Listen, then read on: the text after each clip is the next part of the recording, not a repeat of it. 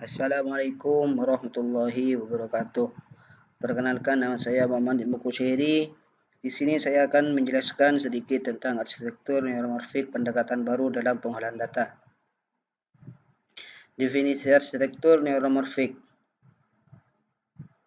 Arsitektur neuromorfik adalah pendekatan dalam desain sistem komputer yang meniru cara kerja otak manusia, khususnya dalam hal struktur dan fungsi neuron serta sinaps.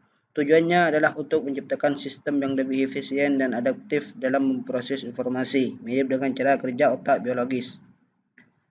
Inspirasi struktur dari otak manusia. Arsitektur neuromorfik terinspirasi oleh cara neuron dan sinap bekerja dalam otak. Neuron adalah sel-sel saraf yang mengirimkan sinyal listrik melalui sinap, yang merupakan sambungan antara neuron.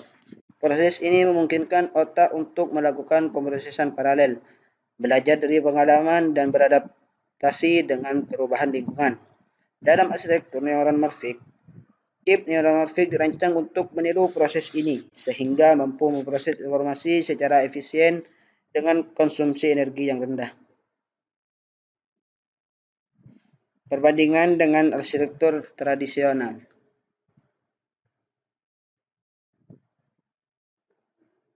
Arsitektur von Neumann. Sistem komputer tradisional umumnya menggunakan arsitektur von Neumann yang memisahkan unit pemrosesan CPU dari unit penyimpanan memori. Pemrosesan data dilakukan secara serial yang dapat menyebabkan hambatan dalam prosesan data yang besar dan kompleks. Sedangkan arsitektur neuromorfik berbeda dengan arsitektur tradisional.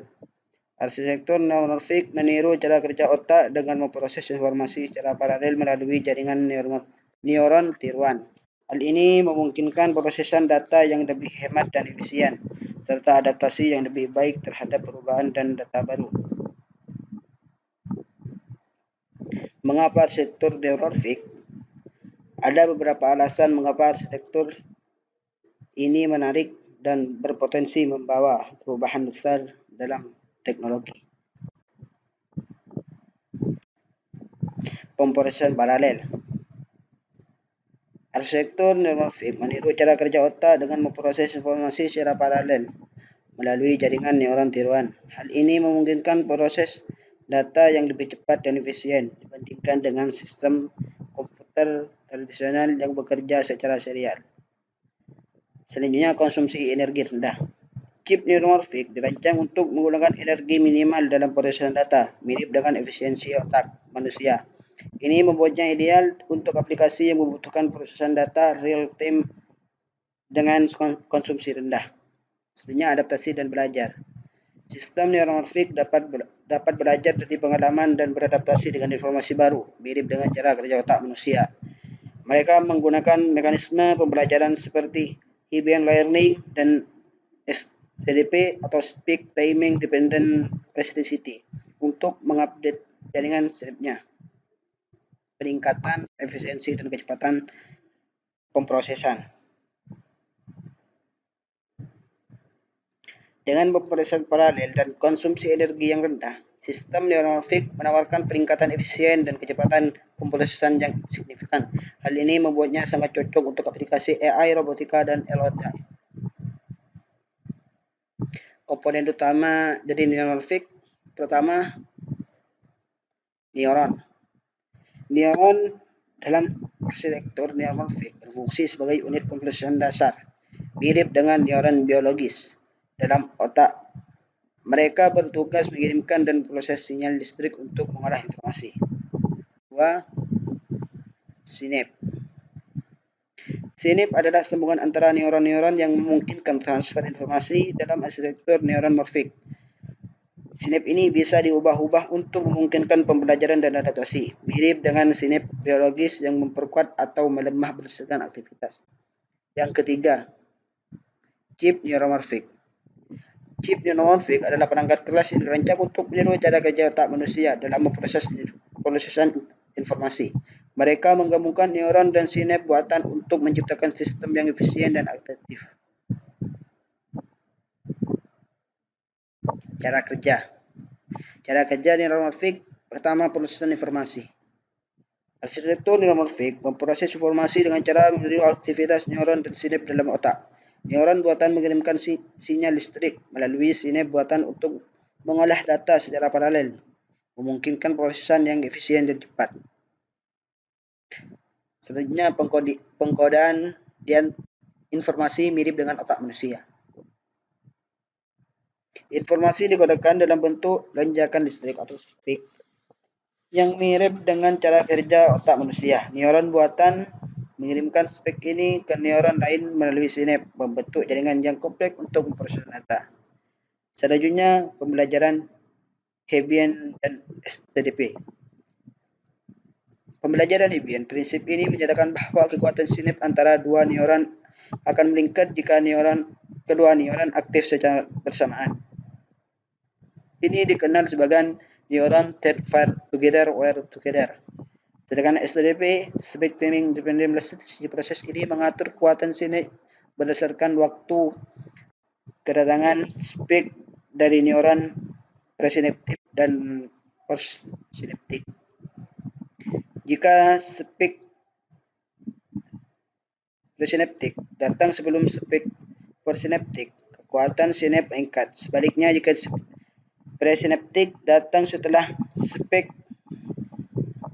postsinaptik, kekuatan sinap menurun. Aplikasi pertama, kecerdasan buatan atau AI. Arsitektur neuromorfik meningkatkan kemampuan AI dalam mengenal pola pengambilan keputusan dan pembelajaran mesin dengan memproses paralel dan adaptasi yang cepat. Kedua, robotika. Sistem neuromorfik membantu robot berinteraksi lebih alami dan responsif dengan lingkungan, memungkinkan tindakan cepat dan adaptasi terhadap perubahan. 3. Internet of Things atau IoT. Arsitektur ini mendukung perangkat IoT dengan memproses data efisien dan energi rendah, ideal untuk perangkat yang selalu aktif dan saling terhubung. Yang keempat, pengolahan data real time. Sistem neuromorfik memungkinkan pengolahan data secara cepat dan efisien dalam waktu nyata, cocok untuk aplikasi yang membutuhkan respon instan.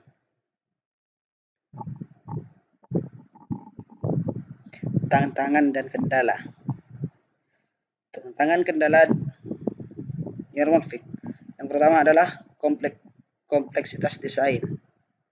Desain arsitektur neuromorfik sangat kompleks karena meniru struktur dan fungsi otak manusia, membutuhkan pemahaman mendalam tentang neuron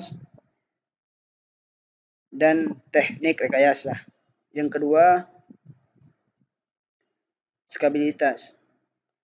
Mengembangkan sistem neuromorfik yang scalable merupakan tantangan besar karena memperluas jumlah neuron dan sinap tanpa mengorbankan kinerja dan efisiensi energi adalah tugas yang rumit.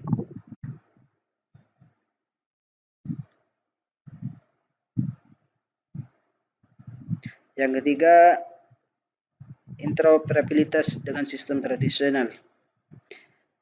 Mengintegrasikan sistem neuromorfik dengan arsitektur komputer tradisional bisa jadi sulit karena perbedaan mendasar dalam cara kerja dan proses informasi. Yang keempat adalah biaya pengembangan. Pengembangan chip dan perangkat neuromorfik memerlukan investasi besar dalam penelitian, desain, dan produksi, sehingga biaya pengembangan bisa sangat tinggi.